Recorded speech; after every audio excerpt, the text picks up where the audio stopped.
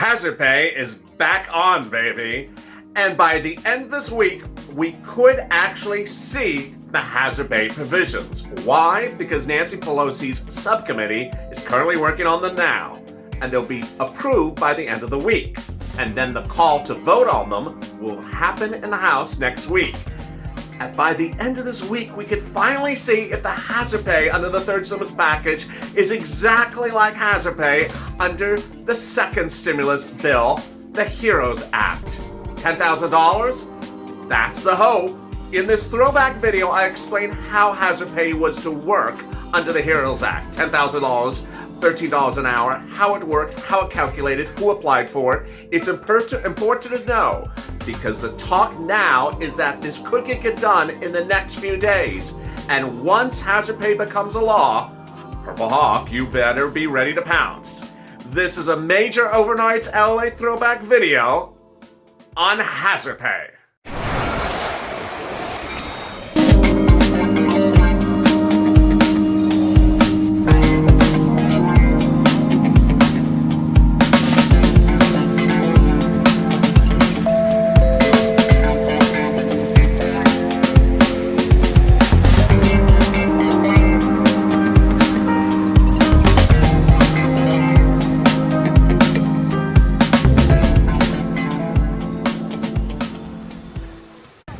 If you qualify for hazard pay, will your employer apply for you? And if they don't, what can you do to ensure you get that $10,000? Hey everybody, this is LALATE, and thanks for joining us for a second stimulus check and stimulus package update today about hazard pay, that $10,000 from the U.S. government that would come to you under the HEROES Act with great news that we never saw until today, and you're never going to hear it anywhere except with this channel. There's great news about the expansion of the definition of essential workers under the hazard pay bill so that more people get that $10,000. Let me get right to it. You know, over the last couple of days, I've gone over the definition of essential workers and who qualifies for the $10,000 under hazard pay. Hazard pay is a bill. It's a bill reduced in the part of the HEROES Act. It's called the HEROES Fund. It's currently in the Senate. It's written by Democrats in the House. And it calls for $10,000 to be delivered to essential workers in a lump sum. What the viewers and I of this channel have been deeply perplexed about is who are the essential workers in these gray areas? Well, great news finally has come out. Great news that mainly comes in the form of a congressional document that LALATE has obtained that suggests that Congress wants the employer and the employee to expand the definition wherever possible. So let me get right to what's going on here. As you know, over the last couple of days, I've gone over who is defined as essential worker under the hazard pay bill. It actually says that the bill will define essential workers. I've explained that states and local cities sometimes have their own definition of essential workers, but the bill proposes to have its separate definition of essential workers. It sounds good, but it goes off the tracks in one regard. The regard is the gray area. There's some businesses in there that are just really not clearly defined. Others are clearly defined. Here's an example. What's clearly defined are grocery stores. What's clearly defined are pharmacies. What's not clearly defined are big box retailers that have pharmacies in them and have groceries in them, but aren't grocery stores and aren't pharmacies. Examples are Walmart, Costco, Walgreens, CVS, Rite Aid. All those type of businesses could essentially qualify for essential pay if someone had written the bill a little bit clearer. And when I've been answering viewers' questions was, hey, they asked me, I worked at Walmart, am I an essential worker? I'm like, well, it's gray. It's not clearly defined. Well, here comes the great news. Finally, the great news. It comes in a congressional document that LALATE has obtained today. And the document says that ultimately, Congress did not intend the bill to be limiting as to who are essential workers, but wants the discussion to continue between the employers and the employees, and especially members of Congress. It basically says that, hey, we don't want to push people out the door because we didn't write something the right way. We didn't draft it the right way. We want it to be more encompassing not narrowly drafted. This can't be any better news than I've heard in a while about essential pay. So let's get right to where this wording comes. It comes under additional background and commentary from members of Congress. This is a congressional document I'm reading from. It says the essential frontline worker definitions. As mentioned above, the definition of essential frontline workers for purposes of both the premium pay increase, that's the $13 per hour, and the recruitment retention incentive, that's the one that talks about getting more people to work going forward, will be the subject of debate. The proposal, this is the important part, so listen carefully right here. The proposal is not meant to exclude any worker from this conversation. Wow, that is great news. Rather, we hope that this proposal will encourage a discussion about how large and diverse this universe of workers truly is. Really, really great, inspiring news. Our goal is to make federal, state, tribal, local, and private sector essential workers that are at risk eligible for this benefit. So we get a lot from there that is so great, and let me go over it. First, it shows the mindset. The mindset is to cover more people and not to exclude people. The second mindset is that more people might be in this definition, and that they freely admit that maybe their choice of wording may be bad. They don't want to say this is the end all and be all, that the definitions may be a little bit broader than this. Please don't kick people out the door. There's a broader universe than just a few words. Really great. Finally, it says, hey, if you need more clarity, let's use this issue of clarity, that anyone's at risk will get the benefit. That is, no one wants to be at risk, first of all. But the fact that they are making that so clear is great news. Why? Because if you think about it, if someone goes up to the pharmacy in CVS and places an order, and the pharmacist is working behind the counter and helping you in the pharmacy of CVS, the person at the front desk who's working the cash register to help you buy, dental floss and toothpaste is as much at risk as the pharmacist just 10 feet away. The person who is working the grocery store in Rouse or Albertsons or Safeway at the cash register and is doing your transaction for milk and eggs is as much at risk as the person who's selling you milk and eggs at CVS or Walgreens or Walmart or Costco. So it says, hey, don't focus so much on the product. Don't focus so much on the business. Focus on the risk. So that's really great news. I would not certainly miss mentioning what I'm about to say right now in any regard. So I'm going to say it right now. The purpose of hazard pay is even more important now based upon an announcement minutes ago. Minutes ago, State California's governor, Gavin Newsom, the governor of California, announced a broad, sweeping lockdown of virtually most major parts of his state. California is basically ostensibly back on the lockdown it was on back in March. That lockdown, I'm not going to go into detail about it right here because I'm going to do it in the PUA and unemployment benefits video, which is so important. But it basically covers 30 counties.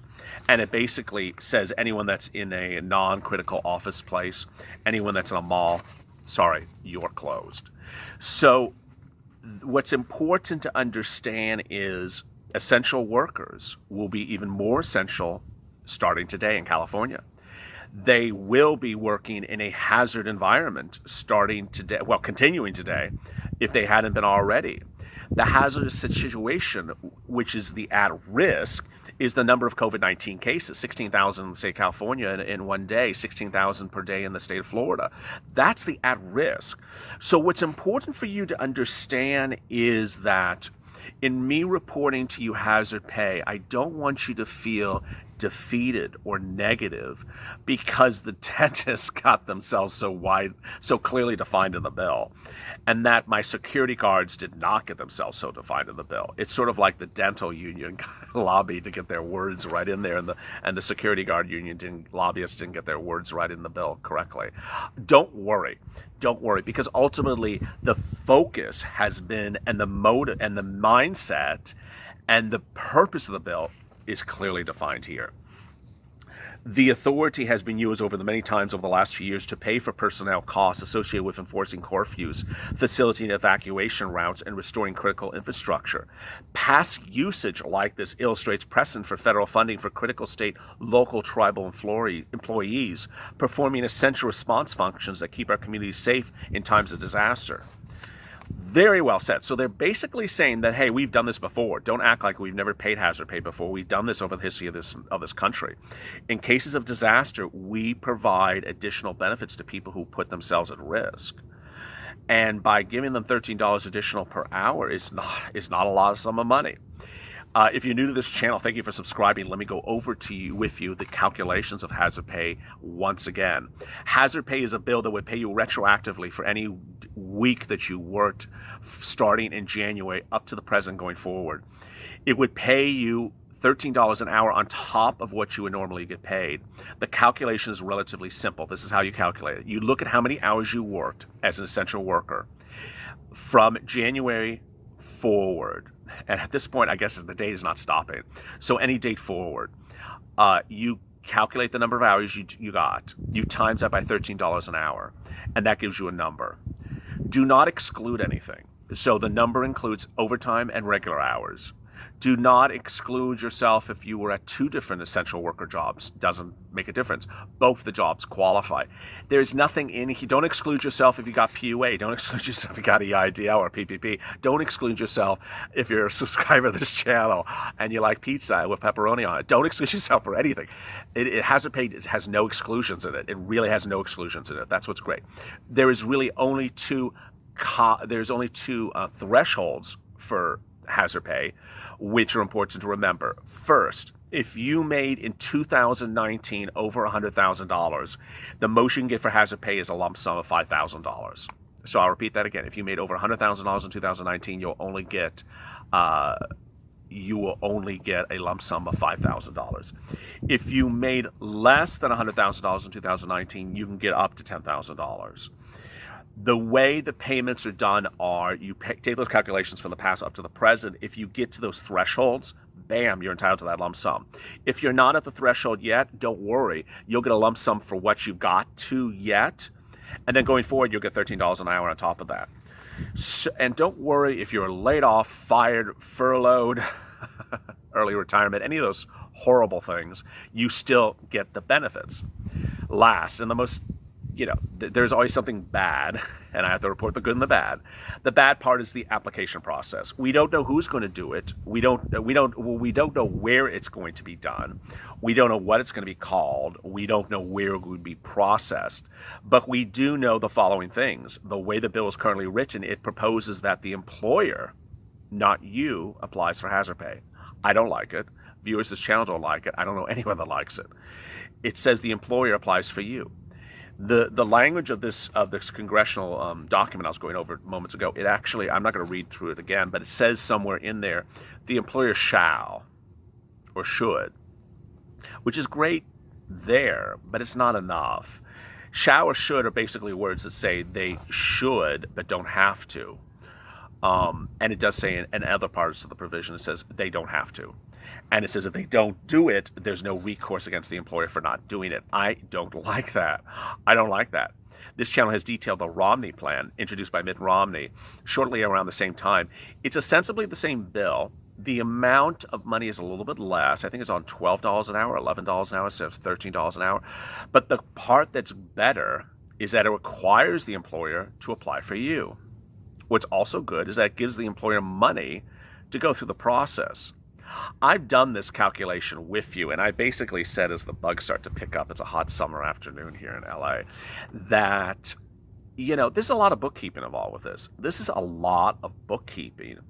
And once the employer goes through the calculation and figures the numbers of hours, and they got to apply to the U.S. government, get the money for you, send you the money, you may no longer work with them, you may be furloughed, they got to fine you. I just think it's a lot of work for the employer to do, and any employer who's lazy, which we all know a lot of employers are lazy, won't do it. And so they won't do it But they will do it on the Romney plan because they get an incentive. They get something back financially. And I'm not going to go into the detail, but what's important is they get something back. Getting something back is a reason for the employer to do it, and also a provision that says you must do it. That's an additional reason. Ultimately, what's great is that FEMA, through the Robert Stafford Disaster Response and Emergency Act, as I put the script in the front of the screen, boy, I'm messing up badly today, calls for disaster relief like hazard pay throughout all of this country's existence. Hazard pay is not unusual. It's not different. And ultimately what's going to happen is you're going to hear members of Congress vote on this come late July. The vote will come later, probably around August 8th. It's part of the second stimulus package. It's one of several things that they need to vote on. As this channel has detailed, Republicans have been silent about it. I don't like silence. I don't know if that means they don't support it or they do support it.